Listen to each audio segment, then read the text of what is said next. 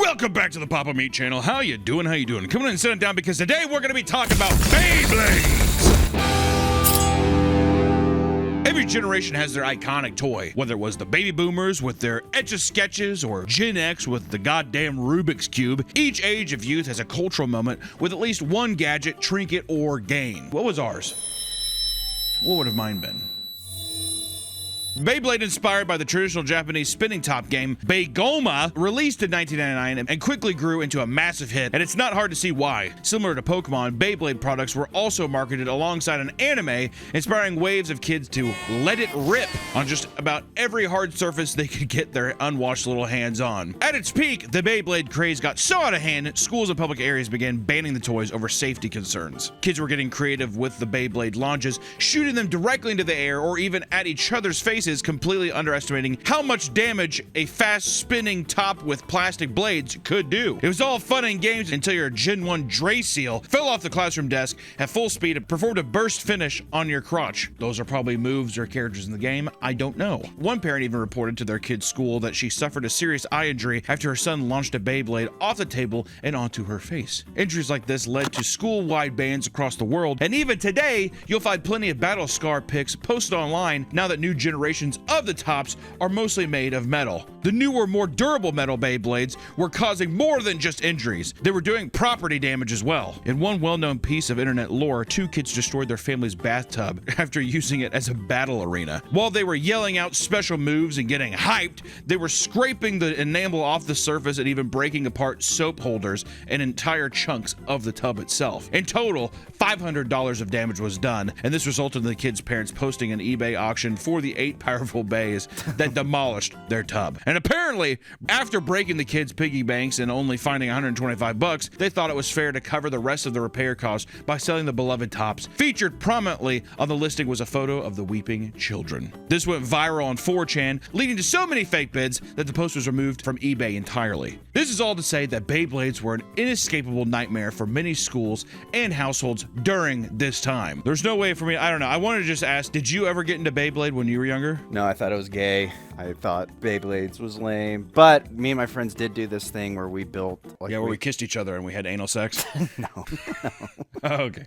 I've done gay shit with my friends, but that's not what we did. Sure. Like one of those fans, and we put folders on the side and made our own arena, and we'd throw plastic bottles in, and they would like fight, and then the winner, last one... What do you mean? You're putting bottles on the Beyblades? No. It was like a fan, you know, like a box fan. So you guys thought that was cooler than using Beyblades? Was it just because it was cheaper? Yeah, well, I think we just got bored one night. My biggest thing with Beyblade was that, one, when I was younger, you used to have to, I don't know if it's still the same. I didn't even know, because apparently right now, Beyblades are red hot. They're coming back with a fury. And also the fact that they're metal, my God, what the hell? Back in the day, it was all plastic, but then it was, you would have the long, almost like dipstick-esque thing, and you do, let it rip, and you pull it, and they would, you know, go off, whatever, right? Couple things that deterred me away from Beyblades. One, there's a kid in my school one time who did, let it rip! And that plastic piece, it had like divots in it. And he just sliced his hand wide open with the plastic. Oh! And there was blood all over the Beyblade in the desk.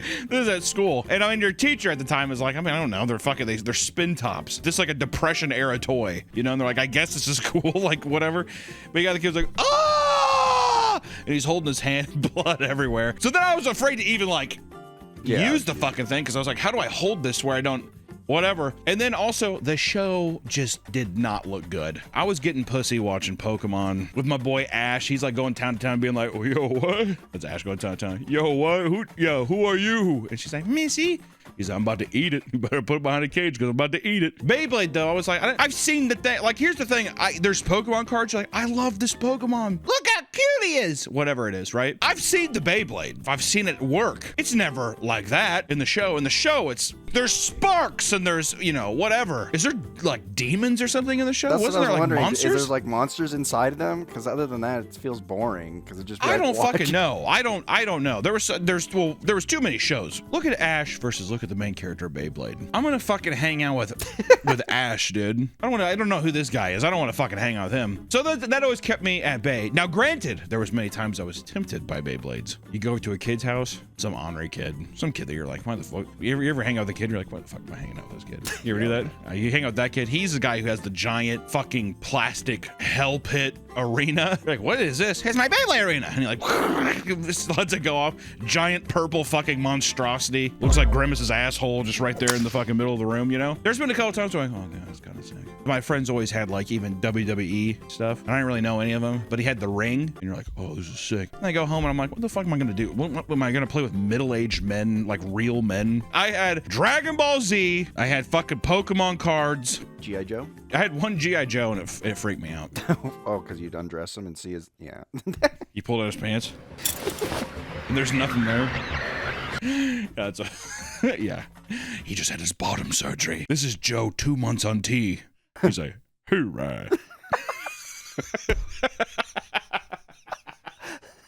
This message is sponsored by Raycon. Summer's here, and whether you're breaking a sweat at the gym, getting that perfect beach body, or you're simply spending more time outside, Raycon's earbuds will keep you fueled throughout the day. There's no better partner than Raycon's everyday clip earbuds. They have the same open ear design that you know and love, and now with a membrane metal clip, this lightweight and durable, it fits so much better than before. These earbuds have been part of my daily routine, and I can hear what's going on around me without sacrificing sound quality. And I've been taking them on my daily walks, while running errands, and when I'm drawing. Raycon everyday clip earbuds deliver crystal clear sound, all for half the price. With multi-point connection, you can connect to multiple devices at once and switch seamlessly with no hassle at all. Plus, these earbuds have 8 hours of playing and 30 hours of battery with a charging case. I probably have to charge these, I don't know, once a week's max, and their super lightweight design means they won't slip out when you're moving fast or breaking a sweat. The everyday clip earbuds are a great option for everyday listening. Click the link in the description box or go to buyraycon.com/PapaMeatClip to get 20% off. Thanks to Raycon for sponsoring our video. Now back to the video. While Beyblades have experienced a sizable dip in relevance, a specific chain of events has led to an incredible resurgence, one that has led people of all ages to take a new interest in the hobby. It all started when a Chinese man ran to... You already know it's about to be good when it's just like, it all started when a Chinese man, that's when I start leaning in. It all started when a Chinese man ran to Threads begging for help after being declared trash at the game by a child. He pleaded with pros to share their strongest combinations of Beyblade parts so he could destroy the child using the iron fist of capitalism.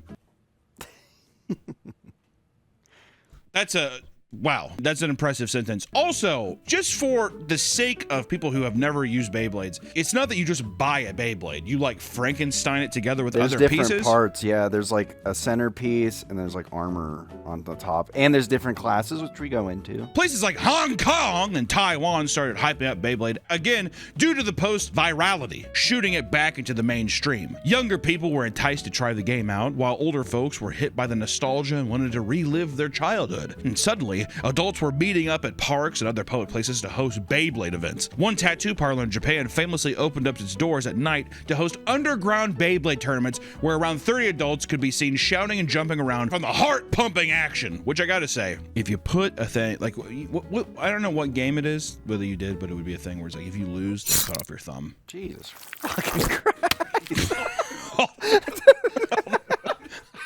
I forgot what it's called. It's some kind of poker. Chop poker. Chop poker, okay. You do chop poker. So that's underground poker, right? You start that with Beyblade, all of a sudden, it's just like, why the fuck is Beyblade actually why is Beyblade kind of sick, though? Chop Beyblade? Are you kidding me? Yeah, I bet there's something, though. I bet there's been some crazy thing, because Beyblades are, what, like that big? Probably.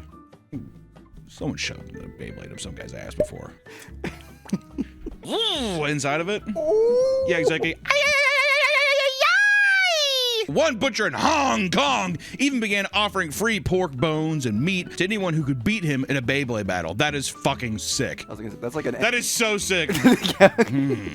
He's like, so you want a free meal, huh? Over in Malaysia, schools began recognizing Beyblades as a proper co-curricular activity, allowing students to establish official after-school clubs. Because of this ruling, students could let it rip after school and earn the points needed to fulfill their co-curricular record, which is required to graduate. To get students interested, the Malaysian government and third-party vendors started supplying schools with 1,000 stadiums, 3,000 starter kits, and certified Beyblade coaches known as Bay trainers. How do you get that job? That's what I want to know. Also, to graduate high school? These are 18-year-olds coming in.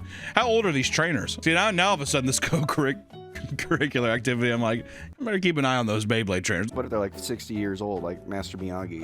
Well, that's what I'm saying. Oh. Then all of a sudden, yeah, I didn't realize the Bay trainer was in me until...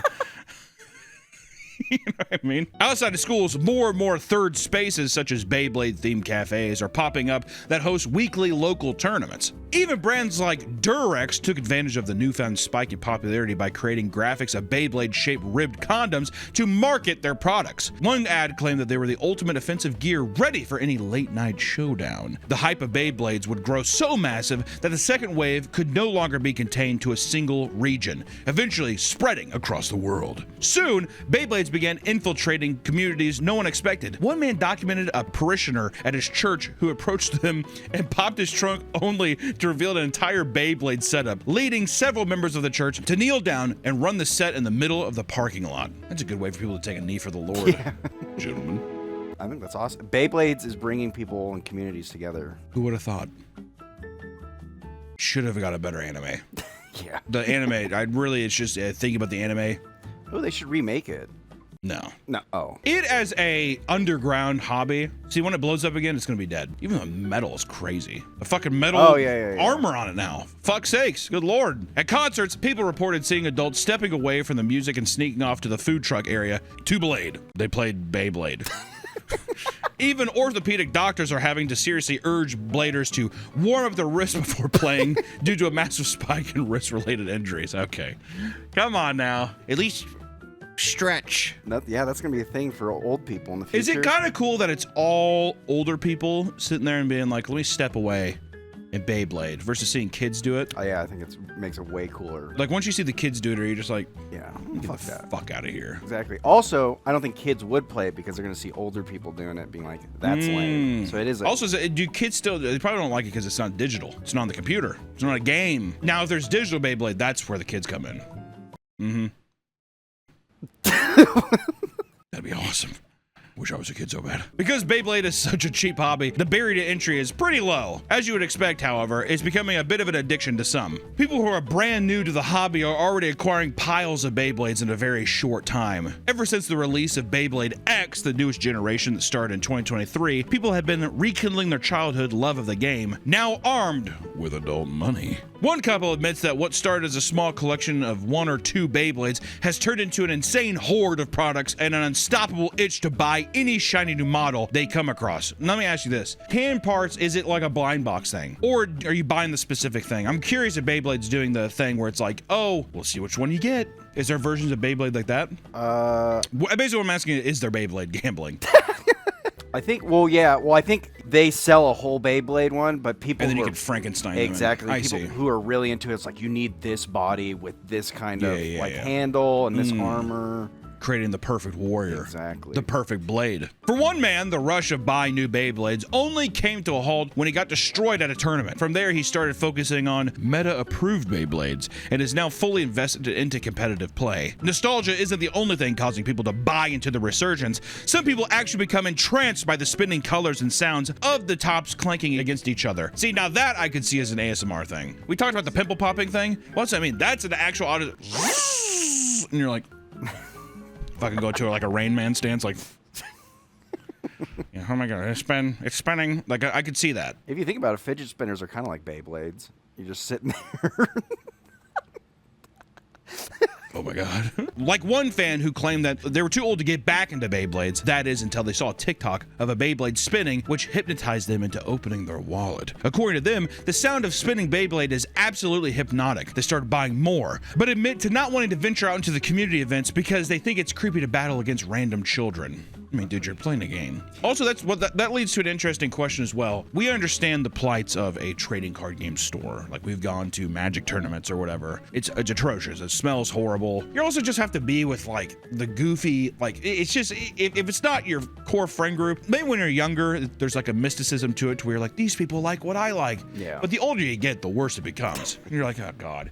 Even just somebody's laugh, whatever, drives you insane. You're like, I'm never going back. You know, whatever that might be. Shallow as hell. Do you think Beyblade tournaments and or competitions are in the same vein? Oh yeah, I bet you there's one kid who's like the best, and he's so smug about it. See, now, the way you say that is like when someone's at like a street racing. Oh, that's Dominic. No one beats him. He drives up in his car. See that? Then Dominic comes in like an obese kid who moved from Ohio. He's just like, hello, gentlemen. Do you think that you still have the same thing with like the stink, or do you think it's just a different breed? Because now, see, with this document, makes me think that people are showing up and after work in suits. There's a guy in a chef showing up, or is it still the same demographic, but they just switch over to Beyblade on certain days? I think if it's like an Asian demographic, more professional. But if it's American, You will do anything to fetishize Japanese people, won't you? I said Asia. Asia. Yeah, but we knew what you meant. No. He also did this. He's like, if it's an Asian demographic. But you think the Americans are just gonna be fat slob, kind of like the nerdy, I think so. unwashed? Well, I feel like nerdy people are gonna be more prone to it, but who knows? Maybe some like buff gym bros would be playing. That's the whole thing with nerd stuff now. Isn't that the craziest thing? That's one thing now is you go into these shops and stuff, and there's like guys with like creatine. There's no delineation anymore. Buff guys are playing it and stuff too, but they all smell like shit. At least when you're looking at the guy, you're like, he probably fucking came here right after he got out of the gym. You know what I mean? Oh yeah, there you go. Okay, so then yeah, they all smell then. I think so. Even after work, they're sweating, working. They come. Well, it's a off. long day. Yeah, exactly. You know? Stinky. And then you're sitting there, you're like all tense and nervous from the Beyblade. Let it go like that. The Beyblade scene is as passionate and dedicated to the game as ever. And online Beyblade communities are seeing this surge in traffic as well. People post about Beyblade news, new drops, show off their plays, and even post aesthetic photo shoots to show off their rare Beyblade drip. One man even attached his Storm Pegasus to his chain like a statement piece to a sea of praise from onlookers. God damn. Looks pretty cool. Actually, if I had like a winning Beyblade, I would wear it around my. Oh, I'd frame it. I'd do something. There has got to be some guy who's gotten some pussy from Beyblade. Are you the one who had the deal? Yes. Yeah, let it rip.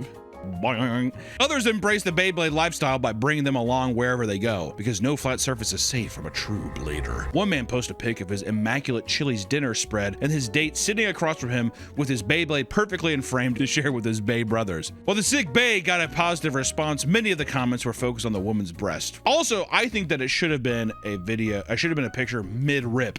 So you see it spinning, and then she's sitting there as well. And He's just like, showing off his ripping. goods too. He's like Beyblade, food, boobs. Like His this is goods. Yeah. What? God. Look at you. It's property. No. Yeah, that's what you meant. No. Yes, it was. Admit it. One man took the opportunity to trauma dump about his hot ex-girlfriend, who he fumbled years back. This is in the comment section? Yeah. This is your account, isn't it? Her brother's girlfriend passed, and I wasn't much of a person at the time. Instead of consoling and being there for her, I downplayed it and told her to grow up. Ironically, I was the one that needed work, not her. 19 years old to 24 has been a hell of a journey. God. That girl didn't deserve to be treated like the way I treated her. 4 upvotes. Yeah. Who read that and they're like, oh my God. So sad. Oh my God.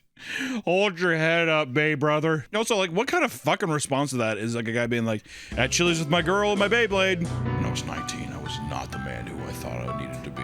On the surface, a Beyblade battle looks like a lot of fun. Casual game that could maybe kill a few minutes of time. But believe it or not, there is so much more to unpack when you delve into the world of competitive play. You'll find weekly tournaments all over TCG shops and hobby stores, but it doesn't stop there. World Championship events have popped up all throughout Beyblade history, and even just last year, we saw an inaugural events like the Beyblade X World Championship 2025 in Japan. Just a few months ago, a giant tournament called the Red Line Rumble was hosted in Michigan, where the first place prize was not just a trophy and a rare Beyblade, but an entire Honda Civic. It better be wrapped. I was gonna say, it better have a Beyblade. It better have a giant fucking Beyblade thing on it. Come on. One man who became intrigued by the competitive scene attended his first big event, only to be hit with the reality after realizing his out-of-box Walmart Beyblades were not enough to compete against the dedicated men dripped out in matching team jerseys. Of course, this just becomes a science to it. Yeah. Even the way that you probably arc it or the way you get your start, there's probably so much shit to it. Didn't think about that. You know what I mean? Or like, gotta be like something. double pump it before. This is all to say that blading isn't just for the casuals. There are levels to this game, and people put tons of time perfecting their custom Beyblade combos to increase their chances of winning. When a pro blader enters the humble TCG shop, he doesn't just carry his bays in a Ziploc bag like some sort of playground pussy. More experienced bladers will store their selections in a tackle box, but a world's level competitor will bust out a straight up briefcase to show that they fucking mean business. I'm not here to play, I'm here to fucking compete.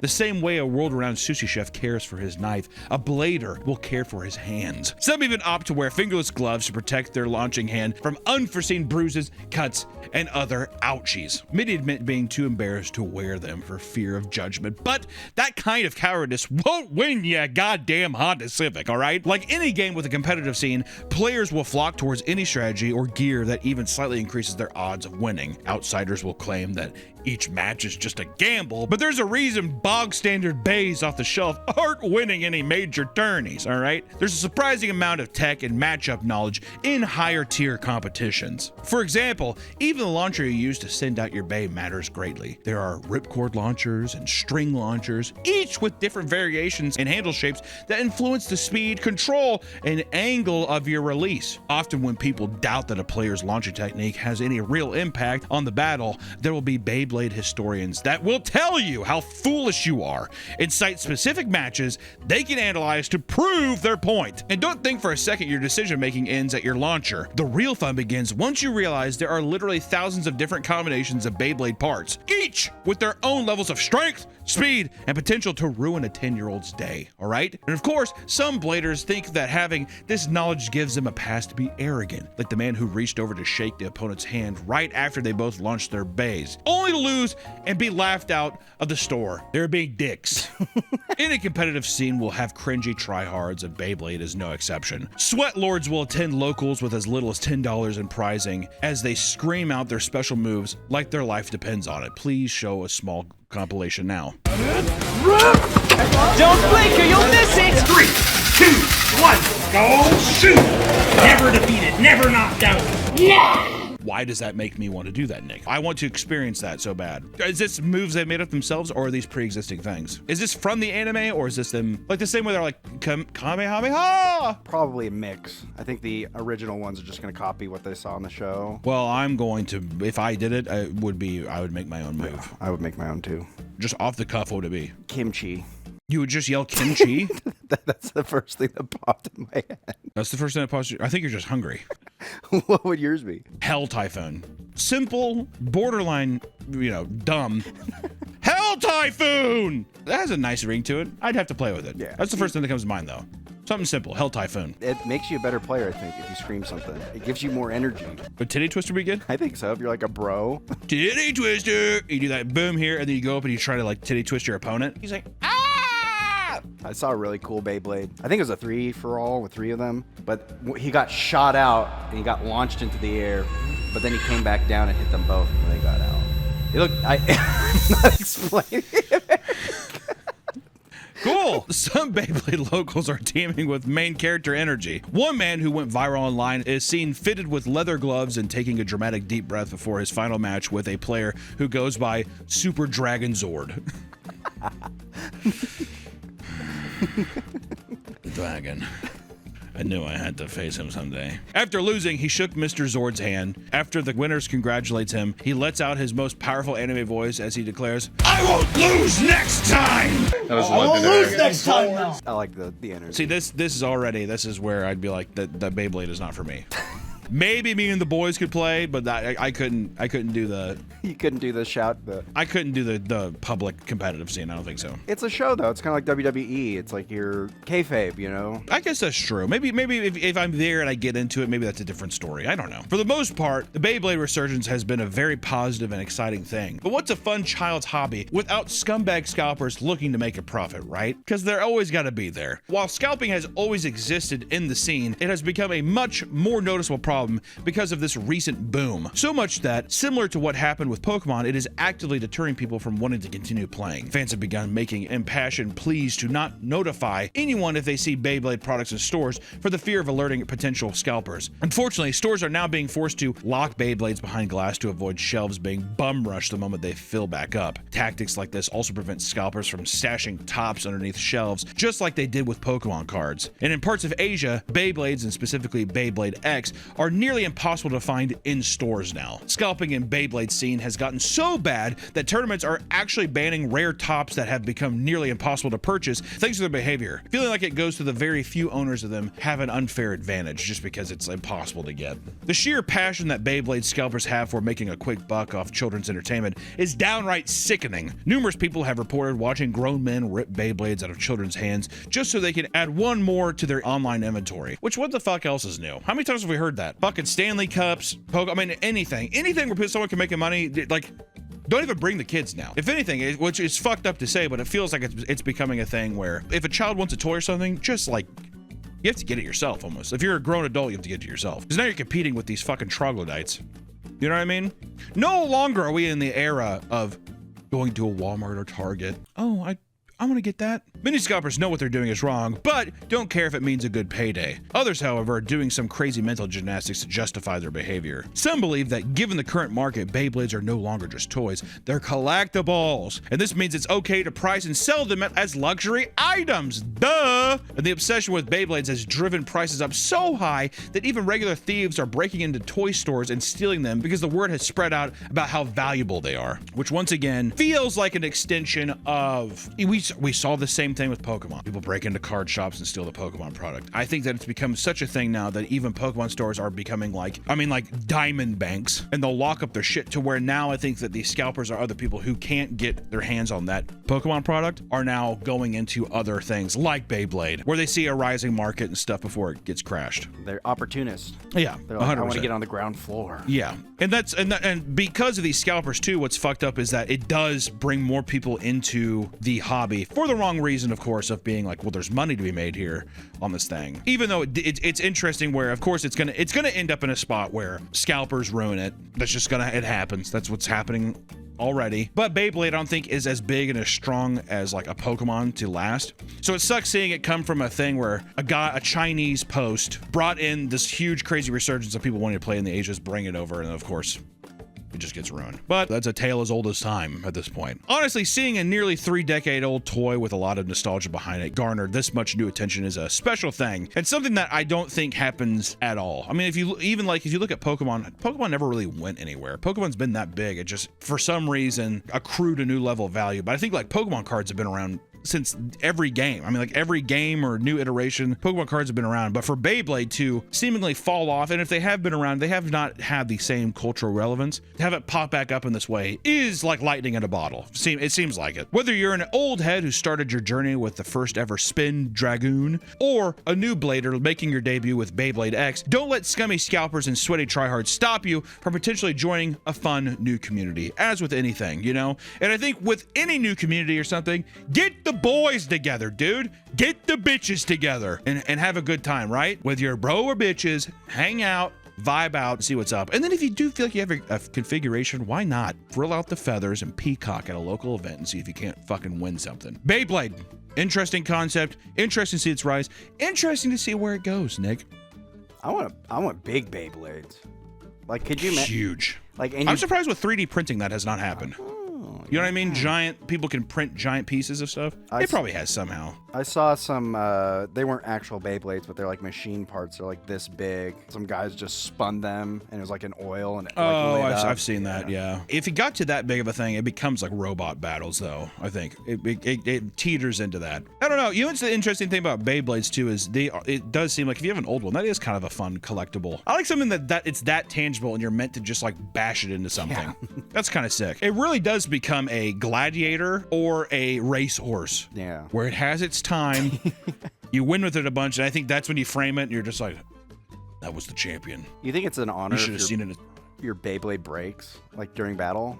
I would think so. I think it'd be heart-wrenching, but it broke in the way that it was meant to break, right? Because no one wants to just have it be in a container all the time. We don't break the son of a bitch, right? In battle. It has, Valhalla. Like, Well, that's the real Beyblade Valhalla. So sick. That's our video today, guys. Until the next one, we will see you in the next. We'll see you in the next one. Kind of clunky ending. All right.